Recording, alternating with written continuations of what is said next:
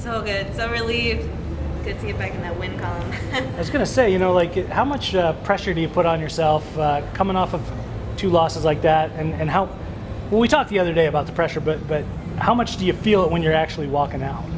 Honestly, do you feel it? A lot. It definitely went through my head, like when I was in the locker room, like shoot, like I've never come off 2 losses before. I've never had like those 2 losses in a row. So for me, it's just that third one, like I kept telling myself, I'm like, you cannot lose this fight, like no matter what.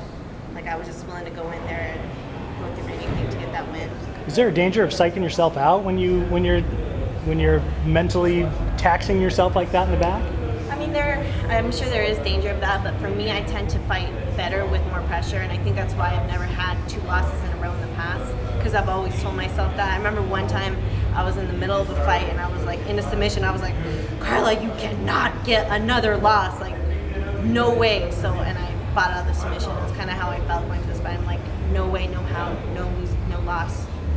Was the game plan to get her on the canvas right away in the first round? And if so, did everything go exactly how you thought it would right away out of the gate? Actually, that was exactly the game plan. I mean, people ask me, what was the game plan? I'm like, exactly what you saw in there. It's very rare that you can, implement exactly what you want, just because, there's always random things being thrown at you. You don't know what they're going to do necessarily, but I think upon getting this kind of last minute switch, just studying her bites, I noticed that she's always going for takedown, usually within the first 90 seconds. So I knew if I didn't go, she was going to go. So I just kind of went in there like no fear attitude, like I got to be the one, and having confidence in myself, my top game.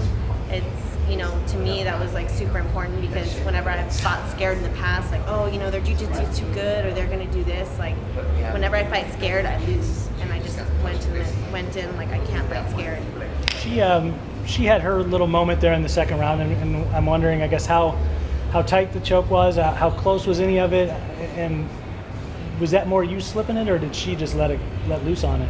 But when I kind of was in the guillotine, yeah, honestly, it wasn't close at all. Okay. Because my arm was like really extended down, so I had like a lot of breathing room, and I knew once she flipped it and got on top, it was just, I knew it wasn't sunk in, but it was just a matter of like, if I were to move and try to explode, I could have given it to her. So I was just like, just be patient, and I think that comes with a lot of experience, is knowing when not to go nuts and knowing when to just kind of be patient, like you let them move, even though it might take a little bit of time.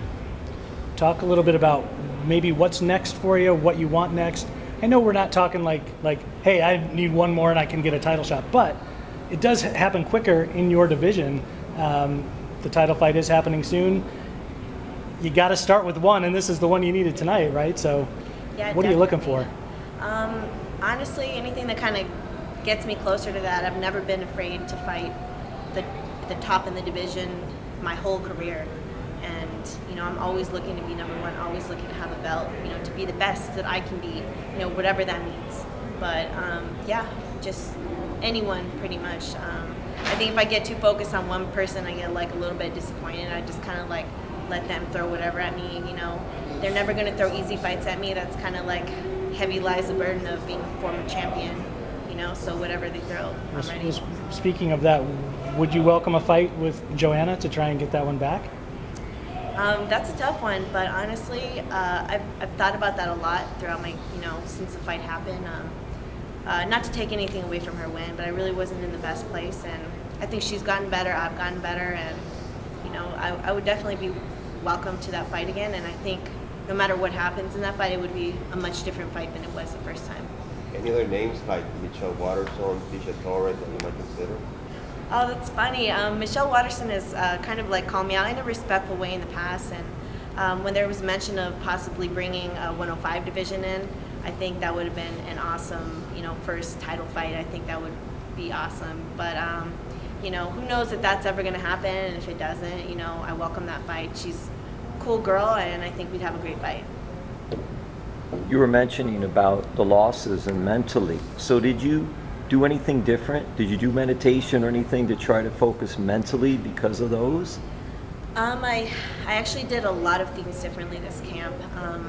For me, every loss kind of brings me to a different place mentally. Like, I got to study myself. Why did I lose? what are the reasons that I didn't have success.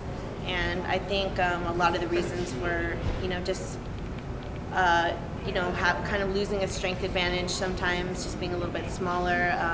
I think I showed losing the fight on my back, and just kind of like that I needed to work on my jiu-jitsu. So I spent hours and hours working with my new jiu-jitsu coach Matt, putting the time in on the mat, being in uncomfortable positions. I put the time in. Clint at the UFC PI has been helping me with my nutrition. So I've been putting on so much muscle and strength. It's been crazy, and just kind of making those adjustments, I think is what's going to constantly keep evolving me and constantly keep me in the game. And you mentioned that, and I'm wondering too, you won the fight, but how did you feel then putting the extra muscle on? Did that have any effect in training and even in the fight? Yeah, I mean, it's hard to say because you never know, each opponent is strong, but I mean, there wasn't a time in this fight that I felt like I was really overpowered, so I would really say it made a difference. I worked on my wrestling a lot this camp as well, my defensive wrestling, having had a loss in my last fight. I mean, granted, it was a world champion wrestler, but that's no excuse to me. I spent a lot of time working on my defense this camp with my coach, Kenny Johnson, and just getting that work in.